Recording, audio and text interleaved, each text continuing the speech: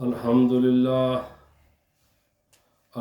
لله نحمده ونصلي ونسلم على رسوله الكريم. أما بعد فأعوذ بالله من الشيطان الرجيم. بسم الله الرحمن الرحيم. عن أبي الجحيم الأنصاري رضي الله تعالى عنه قال قال رسول الله صلى الله عليه وسلم: لو يعلم المار بين يدي المصلي ماذا عليه لكان أن يقف 40 خيرا له من أن يمر بين يديه. وقال أبو النضر: لا أدري قال 40 يوما أو شهرا أو سنة. متفق عليه. صدق النبي الكريم. إن الله وملائكته يصلون على النبي يا أيها الذين آمنوا صلوا عليه وسلموا تسليما. اللهم صل على سيدنا ومولانا محمد وعلى آله وأصحابه سيدنا ومولانا محمد وبارك وسلم عليه. الصلاة والسلام عليك يا سيدي يا رسول الله وعلى آلك وأصحابك يا سيدي يا حبيب الله. حضرات، آج انہوں نے گفتگو انتہائی اہم اور جس کے معاملہ میں بہت سے لوگ سستی کا شکار ہیں اور بالکل اس بات پر توجہ نہیں دیتے، جتنا ہی یہ مسئلہ اہم ہے اتنے ہی ہم زیادہ اس مسئلے میں لاپرواہ ہیں۔ پہلا مسئلہ یہ ہے کہ جب ایک آدمی نماز پڑھ رہا ہو تو اس کے سامنے سے گزرنا انتہا درجے کا منع ہے اور بہت شدید منع ہے، اور یہ حدیث متفق علیہ ہے۔ امام بخاری نے بھی اپنی صحیح میں نقل کیا ہے، امام مسلم نے بھی فرمایا ہے، اور باقی محدثین میں نے بھی اس حدیث پاک کو نقل کیا ہے۔ تو اس سلسلے میں پہلی گزارش تو نمازیوں کے لیے ہے کہ جو آدمی نماز پڑھے سب سے پہلے تو اسی کو سوچنا چاہیے نا کہ میں نماز پڑھ رہا ہوں، کیا کسی انسان کو میرے سامنے سے گزرنے کی ضرورت پڑے گی؟ تو اگر پڑتی ہے، کیونکہ لوگوں نے تو کام پر جانا ہوتا ہے، لوگوں کے اپنے معاملات ہوتے ہیں، لوگوں کے اپنے اپوائنٹمنٹس ہوتی ہیں بے شمار، تو وہ آپ کے لیے کون انتظار کرے گا؟ تو سب سے پہلا حق اور ذمہ داری نمازی کی خود نمازی پر ہے کہ وہ اپنی بھی عزت کی حفاظت کرے اور اپنے نماز کی عزت کی بھی حفاظت کرے، اور کسی ایسے جگہ پر کھڑے ہو کر نماز نہ پڑھے جہاں سے کسی انسان کو گزرنا پڑ جائے، وہ مجبور ہو وہاں سے گزرنا پڑے۔ یہ سب سے پہلی ذمہ داری نمازی کی ہے، کیونکہ اکثر و بیشتر دیکھنے میں آتا ہے، اور یہ تو عام بات ہو گئی ہے، چاہے دین کا معاملہ ہے چاہے دنیا کا معاملہ ہے، ہم اپنا ذہن استعمال ہی نہیں کرتے۔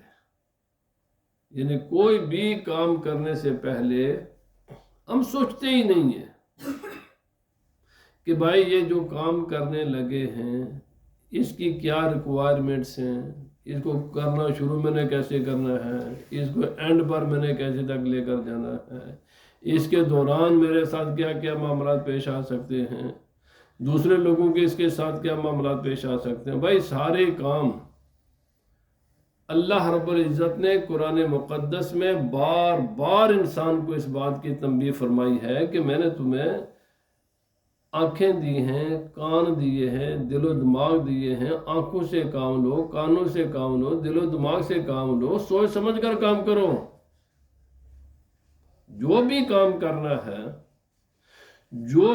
کام کرنا ہے ہر حرکت کو، ہر کام کو پہلے سوچ لو، اس کام کا آغاز کیسے ہوگا، اس کا اینڈ رزلٹ کیا ہوگا۔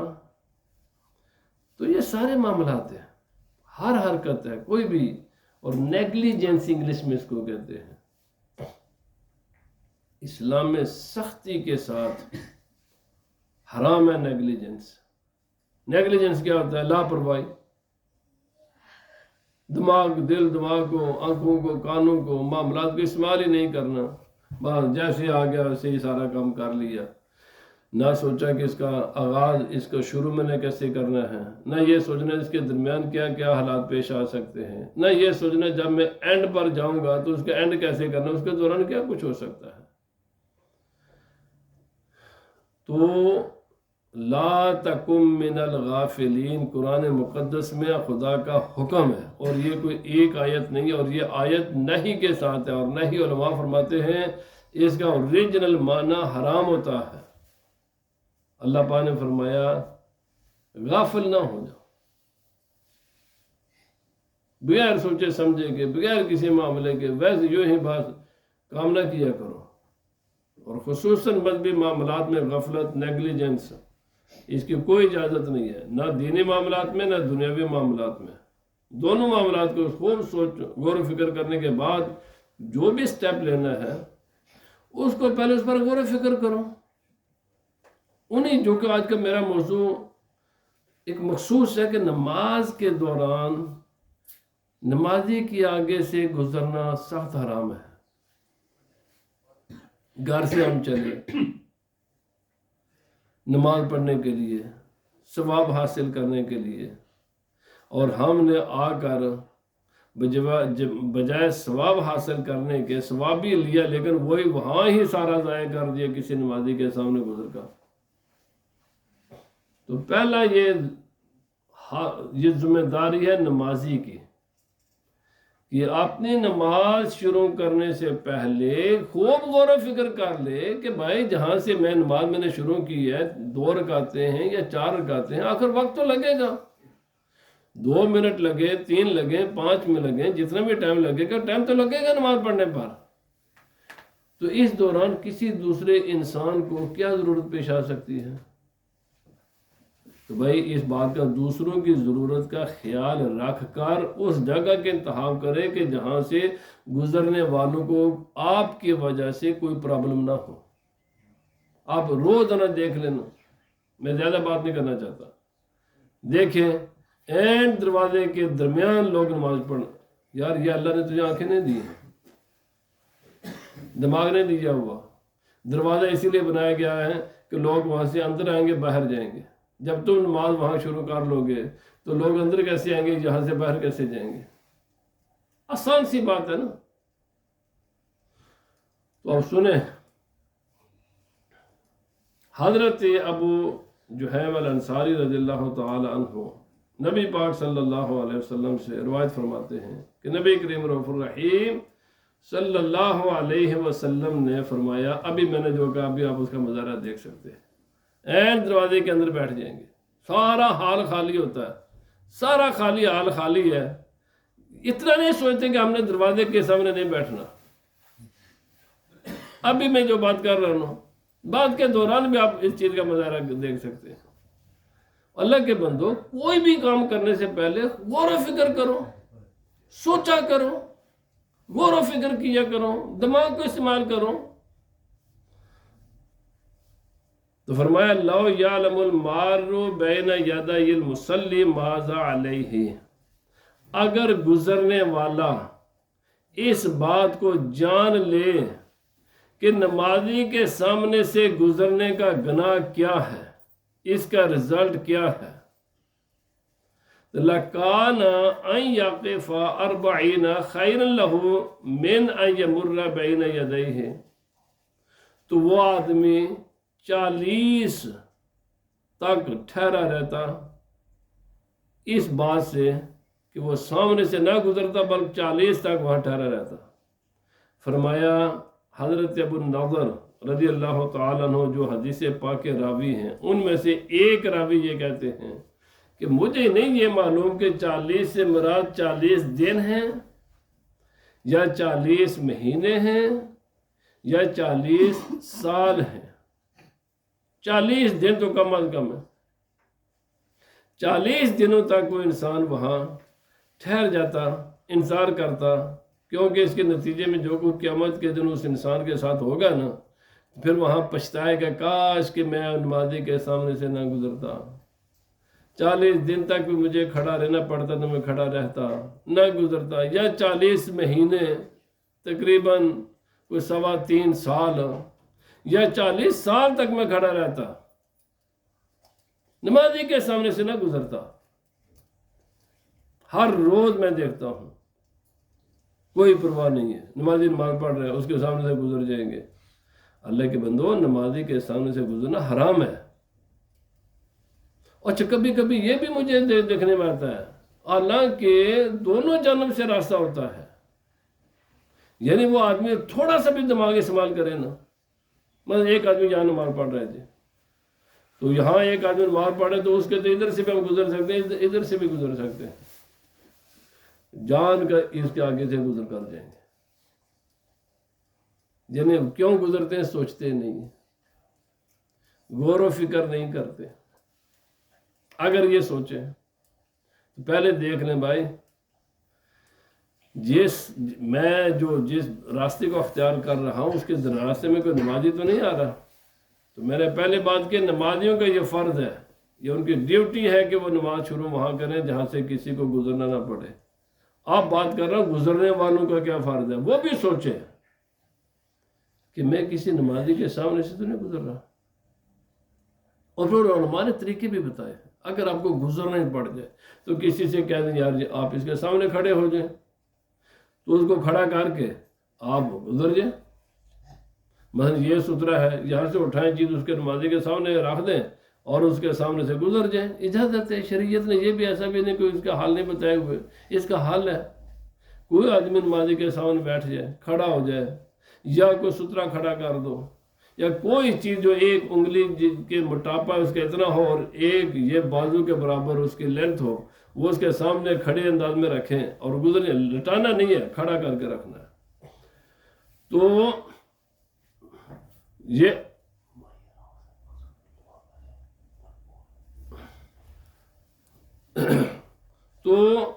یہ بات گزرنے والے کو چاہیے۔ حضرت ابو سعید خدری رضی اللہ تعالیٰ عنہ کہتے ہیں کہ یقول اذا صلی احدکم الی شیء یسترہ من الناس فاراد احد ان یجتاز بین یدیہ فلیدفع فی نحرہ فإن ابى فلیقاتل فإنما هو شیطان۔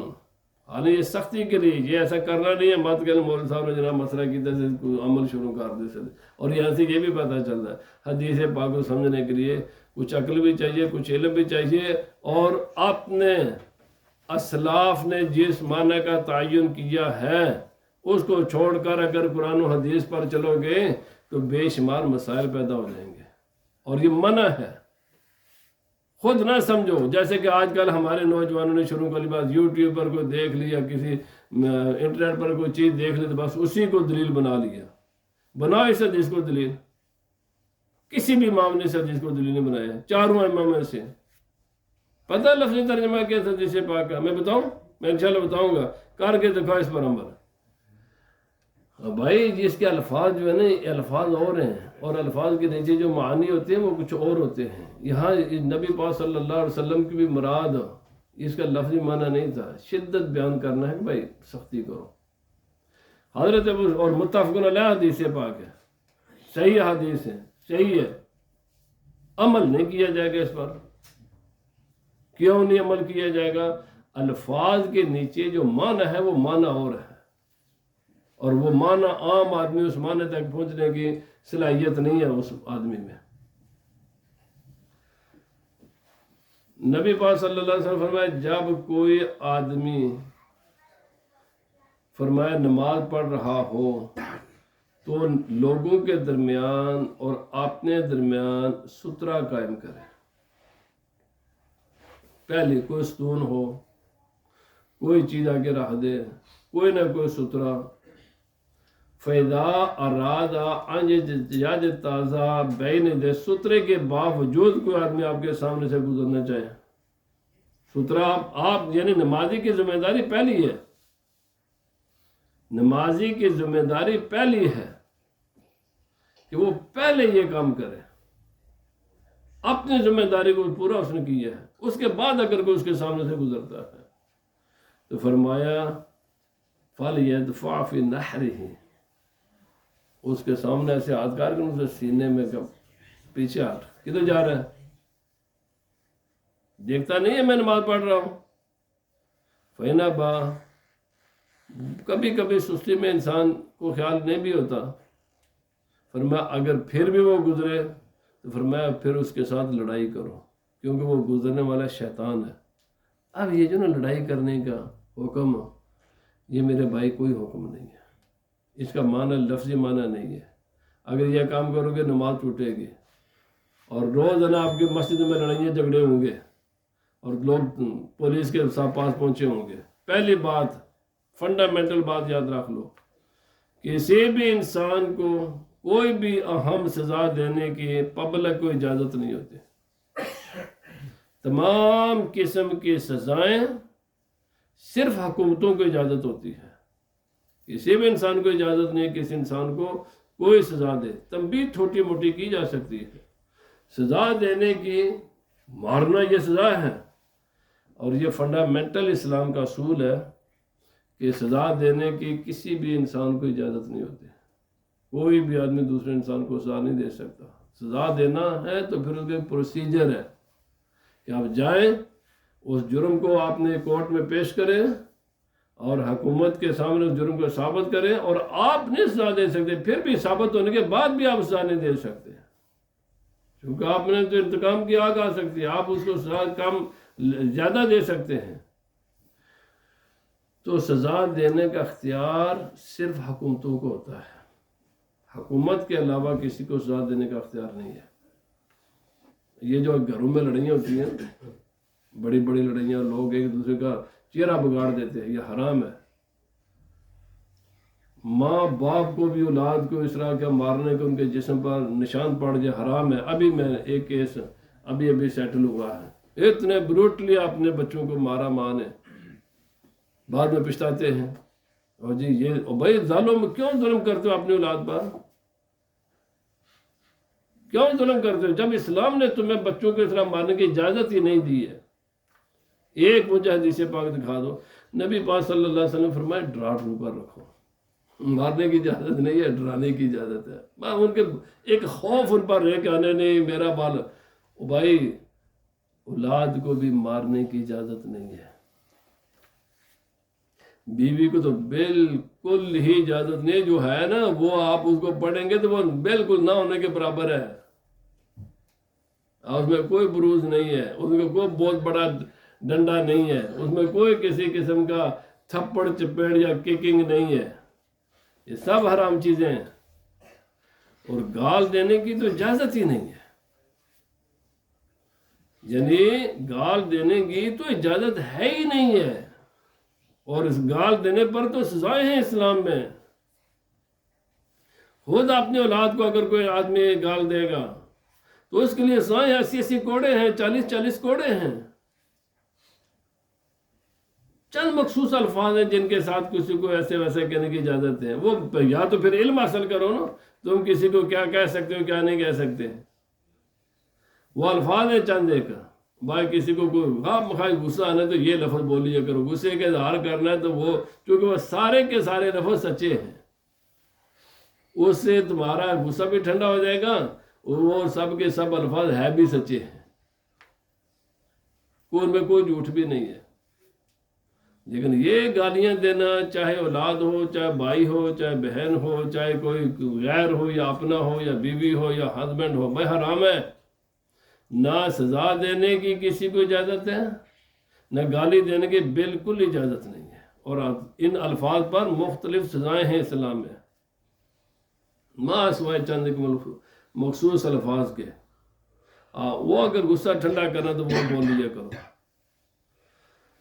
تو پہلی بات یہاں پر میں نے عرض کر دی کہ یہ حدیث پاک مطلب ہے کہ نبی صلی اللہ علیہ وسلم نے اس کی شدت کو بیان کیا ہے، لڑنا نہیں ہے، کسی کو تھپڑ نہیں مارنا، کسی کے سینے میں مار نہیں دینا، ہرگز ہرگز۔ تمام علماء نے، تمام محدثین نے، تمام فقہاء نے لکھا اس حدیث پاک کا مطلب شدت کو بیان کرنا ہے کہ اگر اسلام میں اجازت دے دی جاتی تو اس کام کی اجازت ہوتی، لیکن اس کی اجازت پبلک کو نہیں ہے۔